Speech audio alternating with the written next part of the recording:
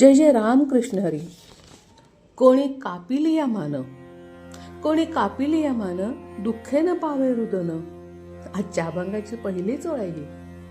अशी ही परखड शब्दरचना म्हणजे अभंगवाणी प्रसिद्ध तुकयाची. तुकारामांच्या मंत्रगीतेचा अभंग क्रमांक 240 आज पाहूया. आजचा दिवस आहे भाग्याचा. महिना ज्येष्ठ, वद्य पक्षातील भागवत एकादशी. तसेच संत निवृत्तीनाथ, ज्ञानदेव, मुक्ताबाई, तुकाराम सर्व पालख्या पंढरपूरकडे चालल्यात. आपण या संत मेळाव्यात सहभागी होऊया. संत निवृत्तीनाथांच्या स्मरणदिनी अभंग वाचूया.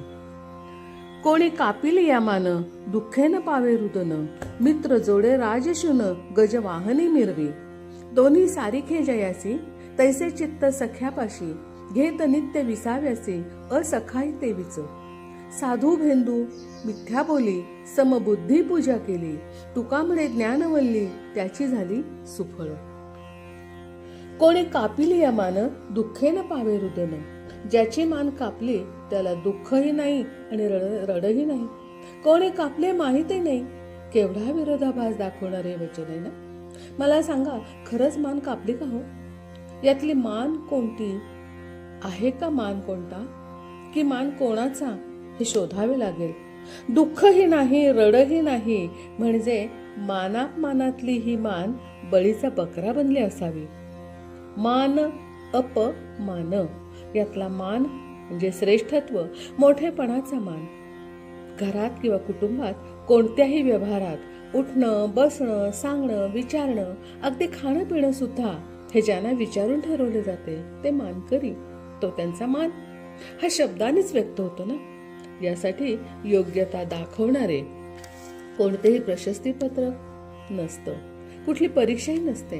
हा एक शब्दांचा खेळ म्हणा हवं तर. शब्दाने मान दिला जातो, अपमानही केला जातो आणि मान कापलीही जाते. अशा मानाचे पान असणाऱ्या व्यक्तीला जर दुर्लक्ष केले तर त्याच्या शब्दाची दखलच घेतली नाही तर ही मान कापणे किंवा घोर अपमानच ना. यात कुठलं दुखणं आणि कुठलं विवळणं. अशी ही सूड बुद्धीची अपमानाची भाषा मरणापेक्षाही भयंकर व्याधी. मरण हे एकदाच येतं, पण अपमानाचं जिणं हे प्रत्येक क्षणाला मरण असतं. ते न रडताच भोगावं लागतं. शब्दशस्त्रांनीही होणारी सतत भळभळणारी जखम बरी होत नाही. एक उदाहरणच पाहूया. एका घरात कार्यक्रमासाठी सगळे सोयरे मित्र जमलेले असतात. यात जबाबदारीने काम करून दमलेल्या आणि नवीन लग्न झालेल्या सुनेचे आणि मुलाचे कौतुक आई करते आणि तेही सर्वांसमोर. त्यानंतर निरोप घेताना त्याचाच मित्र त्याचे कान धरतो आणि सांगतो, अरे तुझ्या आईचे तुझ्यावरचे प्रेम हे खरं नाही बरं, कारण तू म्हातारपणी आईला सांभाळावेस, वृद्धाश्रमात ठेवू नयेस, औषध पाण्याचा खर्च करून सेवा करावीस आणि म्हणून आई तुझ्यावरचे प्रेम दाखवते सांगण्यासाठी. हे न सांगता फक्त तुझ्यावरचं प्रेम व्यक्त करती, म्हणजे या प्रेमात स्वार्थ आहे. आता हे सांगून तो निघून गेला. आता विचार करा, नंतर हे जर आईला कळले तर आई मरेपर्यंत रडतच राहणार ना. इथे एक गोष्ट लक्षात घेऊया. संस्कारक्षम मुलगा असेल तर मित्राला पुन्हा कधीच बोलवणार नाही, या अशा मित्रांना. आणि संस्कारहीन मुलगा किंवा सून असेल तर त्यांच्यात आणि आईच्यात दुरावाच निर्माण होईल ना. म्हणजेच कोणी कापिली या मान, दुःखे न पावे रुदन. असे बोलणाऱ्या मित्राला पुण्यकर्मच वाटले असावे, पण त्याच्या हातून पापकर्म घडते आणि मित्राचा शत्रू बनतोच ना. म्हणून अभंग पुढे सांगतो, मित्र जोडे राजशून, गजवाहनी मिरवी.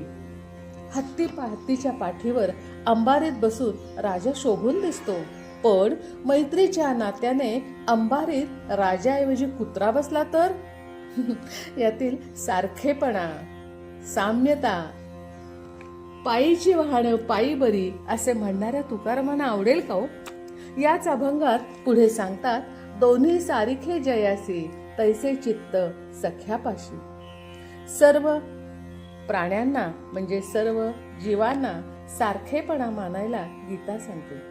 आता हा सारखेपणा कोणता, तर ब्रह्मज्ञानानुसार सर्वांच्यातील आत्मा म्हणजे परमात्म्याचा अंश हा एकच. हे साम्य आणि सारखेपणा दाखवणारी आत्मीयता आहे. प्रत्येक प्राण्याच्या वर्तनात भिन्नता असते, ती त्याचे गुण, भाव आणि आचरणानुसार. हा प्रत्येकाचा वेगळेपणा त्याचा दोष नसतो. जसे विंचू नांगीनेच डंख मारणार किंवा वाघ हा शिकार करूनच पोट भरणार ना. प्रत्येक प्राण्याला निसर्गाने दिलेल्या कर्मानुसार जगणे हा त्याचा धर्म आणि हक्कही आहे. अजूनही कोणत्याही प्राण्याने त्यात बदल केलेला नाहीये. पोटासाठी हत्या करणे हा त्याचा गुन्हा नव्हे. सर्व प्राण्यांना समान कायदे नसतात. या पूर्वीच्या अभंगात मातीपासून सोन्यापर्यंत समान दाखवले आधीच्या अभंगात. आता या अभंगात सर्व जीव मात्रांना समानता पाहायला सांगतात. आता तसं करणं किती अवघड आहे ना. प्राण्यांच्या शरीर रचनेनुसार वर्तमात विषमता आहे आणि असतेच, पण आत्मा, चैतन्य आणि जिवंतपणातली समानता पाहायला गीतेने सांगितले. समता आचरणात कशी बरं आणायची, तर त्यावर एकच साधा सरळ सोपा उपाय आहे. आश्चर्य वाटलं ना, अवघड गोष्टीचा सोपा उपाय म्हणजे, पण हे सहज अशक्य आहे. ऐका तर, कोणाही जीवाचा न घडो मत्सर, वर्म सर्वेश्वर पूजनाचे. बोलताना या वाईट फुलीवर, या वाईट या शब्दावर फुली मारूनच आपण बोलायचं. पहा, कोणत्याही जीवाला वाईट समजू नये, कोणत्याही जीवाला वाईट म्हणू नये, कोणत्याही जीवाचं वाईट करू नये आणि कोणाबद्दलही वाईट बोलू नये, कोणाबद्दल बोललेला वाईट ऐकूही नये. आणि हेच दत्त महाराज सांगतात. 24 प्रकारच्या वेगवेगळ्या प्राण्यांच्यातील चांगले ते पाहून गुरुत्वाची समानता दाखवली ना त्यांनाही. अर्थात अशा समानतेतून, ब्रह्मज्ञानातून परमेश्वराशी नातं जोडलं जातं ना.